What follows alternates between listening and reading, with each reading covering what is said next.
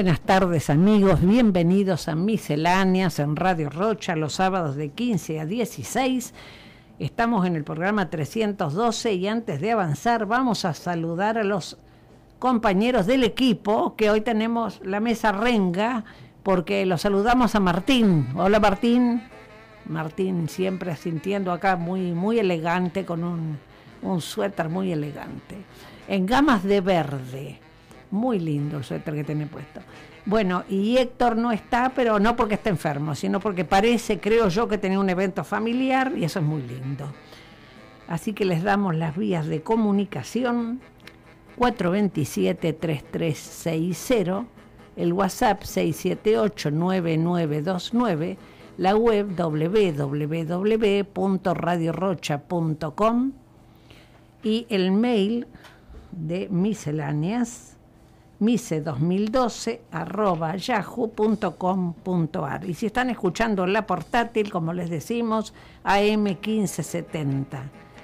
En la punta derecha del dial lo van a encontrar. Tenemos el blog www.misceláneasradio.blogspot.com.ar y en Facebook nuestro programa Misceláneas, donde Martín nos graba los programas, después hacemos los videos y los ponemos en este grupo que se llama nuestro programa Misceláneas. Antes de avanzar y contarles de qué vamos a hablar hoy, les queremos invitar a la Peña Familiar Muestra Cultural, que será el próximo 23 de septiembre, un domingo, de mediodía a 18 horas, en el Centro de Fomento Social y Deportivo Alumni de Los Hornos, calle 148, entre 66 y 67. Se cuenta con servicio de buffet, entradas anticipadas peso 100 al 221-495-2556 y en Facebook Guadalupe Arostegui. Los grupos que van a presentarse son Arrullo Montaraz, Papa Coca y Los Godoy, y entre otros el ballet El Pegual, invitado de Berazategui, con la dirección de Julián Domínguez. Así que no mañana, el otro domingo, 23 de septiembre de 2018, de 12 de mediodía a 18, Peña Familiar Muestra Cultura. Bueno, ahora sí vamos a ingresar en el tema de hoy. Un tema muy grato, creo, para todos nosotros, porque vamos a hablar del Rey Sol.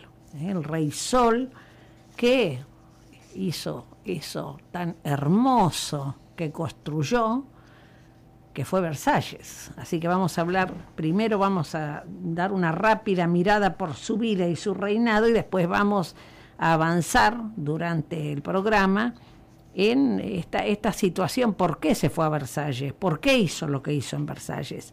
Luis el Grande, que se llamaba a sí mismo el Rey Sol, después les vamos a contar por qué, nace en 1638 en Saint-Germain, en la Laye Luis de Borbón, el primer hijo de Luis XIII de Francia y de la española Ana de Austria. Bueno, ¿quién gobernaba?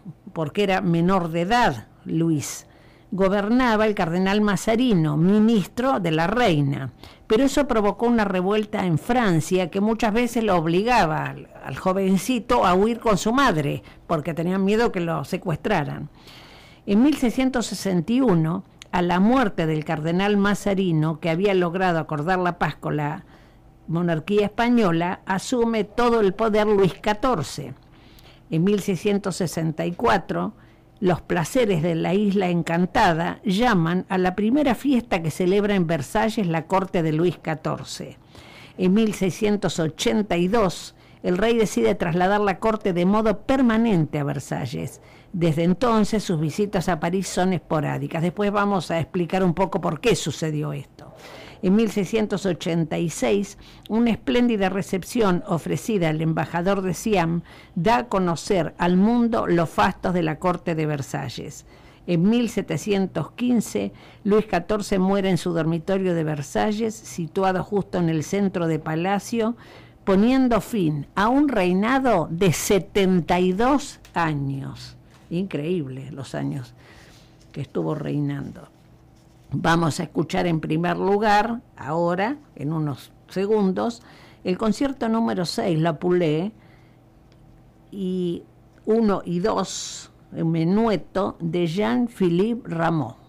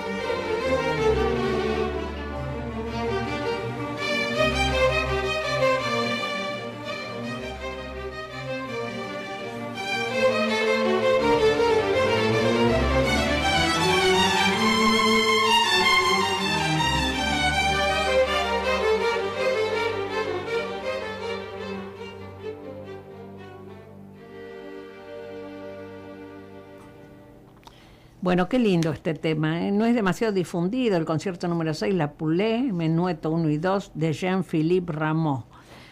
Vamos a comenzar a avanzar en la historia de Luis el Grande, Luis XIV, y después les vamos a contar por qué se le decía o se autodenominaba el Rey Sol. En 1648 estalló en Francia una violenta revuelta que en sucesivas oleadas mantendría al reino en una constante agitación política y social. Luis XIV tenía por ese entonces algo más de 10 años, y aunque el gobierno efectivo estaba en manos de su madre, Ana de Austria, que era viuda de Luis XIII, y de su primer ministro, el cardenal Mazarino, el rey niño experimentó los efectos del conflicto de modo muy directo y personal.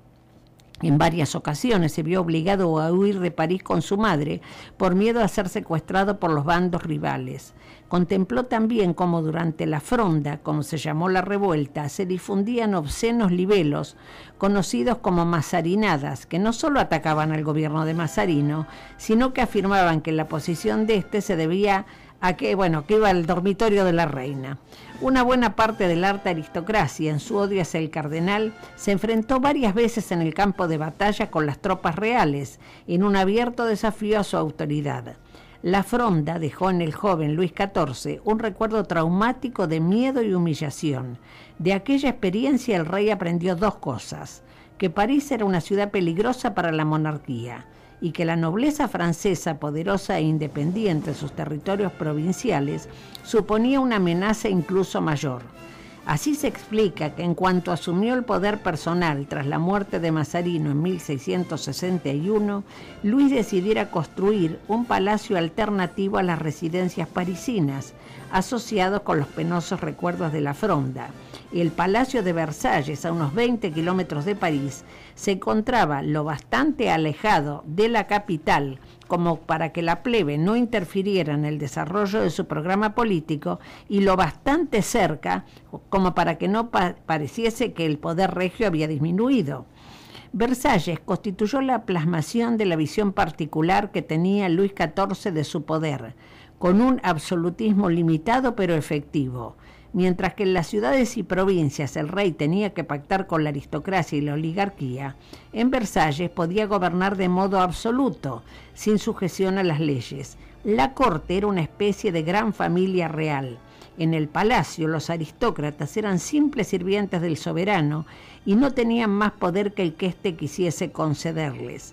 La jerarquía en Versalles era la expresión del deseo del monarca, quien, si lo deseaba, podía situar a un pequeño noble o incluso un simple poeta por encima de los príncipes. Ahora les voy a hacer un comentario de respecto a un escritor, un dramaturgo.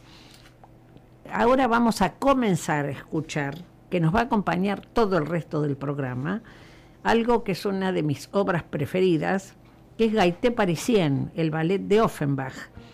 Así que vamos a ir leyendo y Martín va a ir acompañando con Gaité Parisien, que no sé si lo alcanzaremos a escuchar completo, pero es deliciosa esa música, disfrutémosla Gaité Parisien de Offenbach.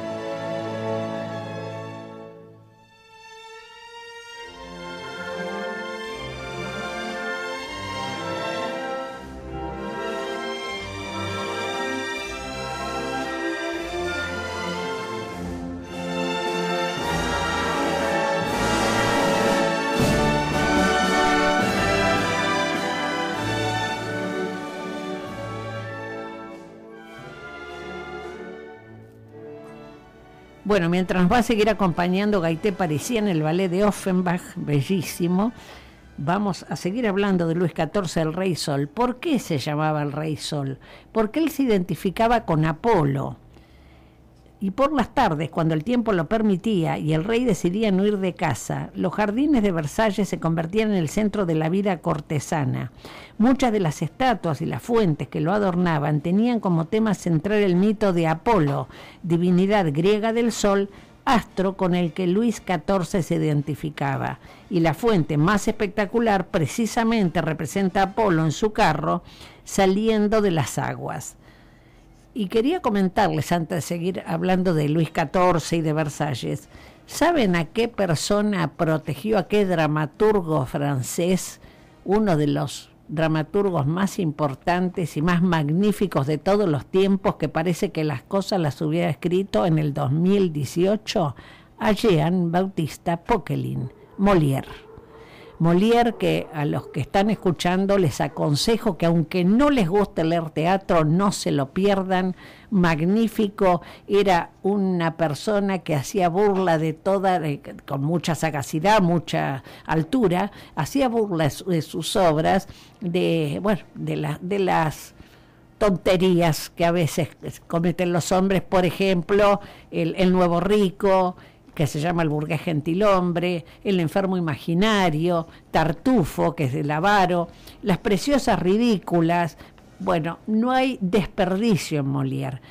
Él lo protegía, inclusive daba obras de teatro dentro de la corte. Bueno, a una se la prohibió porque no le interesaba nada, decía lo que pensaba Molière, un gran crítico de su época, pero les aseguro que es de asombrosa actualidad. Les van a encantar las obras si no las han leído. No se lo pierdan a Molière, que es magnífico. Y vamos a seguir con Luis XIV.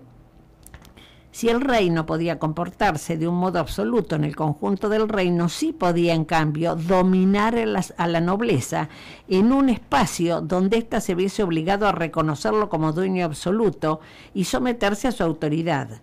Lo único que tenía que hacer era traer a los nobles al palacio, y esto se consiguió convirtiendo a Versalles en una fiesta perpetua, donde los cortesanos pudiesen disfrutar de la magnificencia y el regalo regios. Una vez allí se verían atrapados en la telaraña de la etiqueta y la obediencia filial.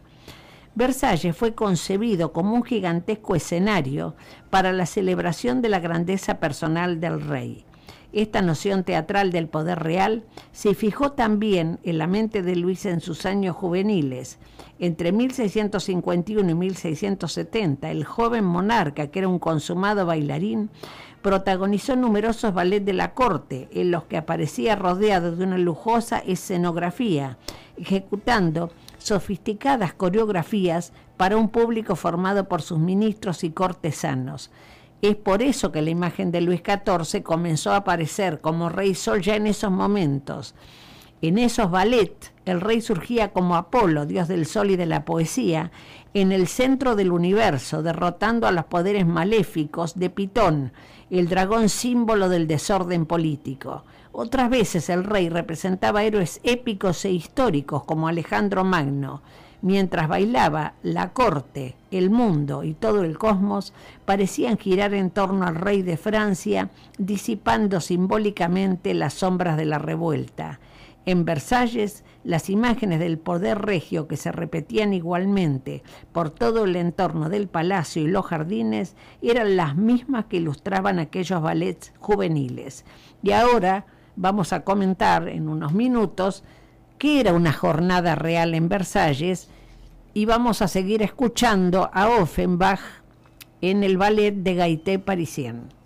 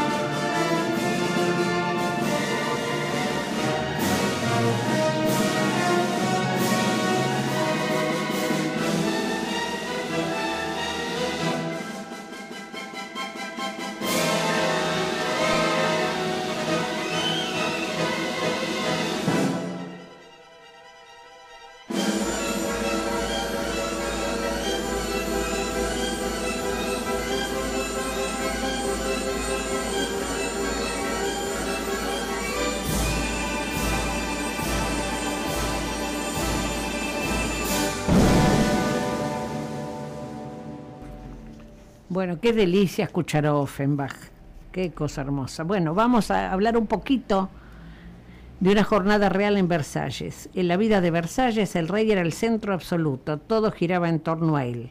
Los cortesanos tenían que levantarse antes que el monarca y acostarse después que él. Cada aspecto de la vida estaba perfectamente medido y sometido a una estricta etiqueta. El día en Versalles comenzaba con el lever du roi. Cuando el rey se levantaba, se ponía la peluca, se vestía y se lavaba.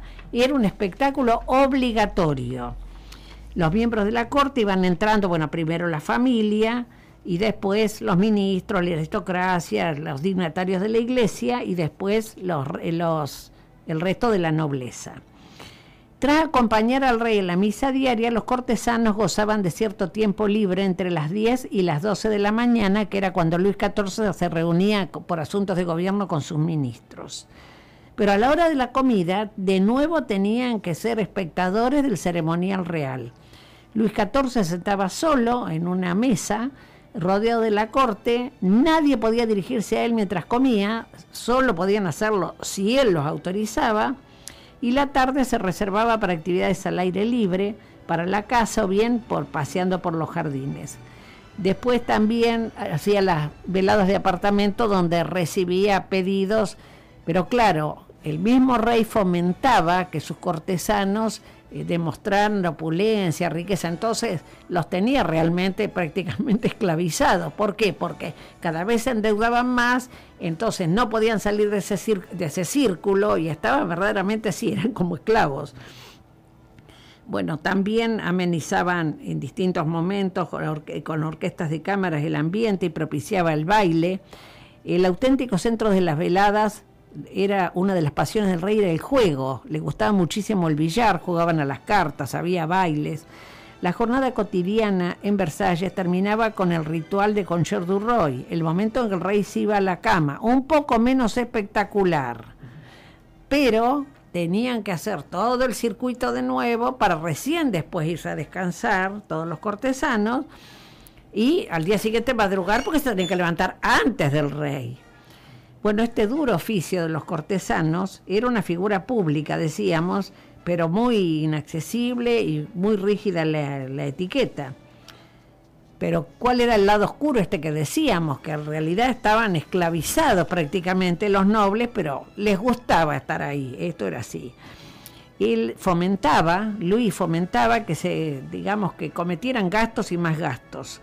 Le gustaba que fueran extravagantes, entonces la aristocracia cada vez se endeudaba más y dependía cada vez más del rey, del favor del rey. Era como un círculo vicioso. El rey, gracias a Versalles, logró atrapar a una díscola aristocracia que durante siglos había sido prácticamente ingobernable. Claro, los que eran enemigos de él no podían manejarse, los trajo Versalles. Y ahí, claro, los aristócratas se hicieron dependientes.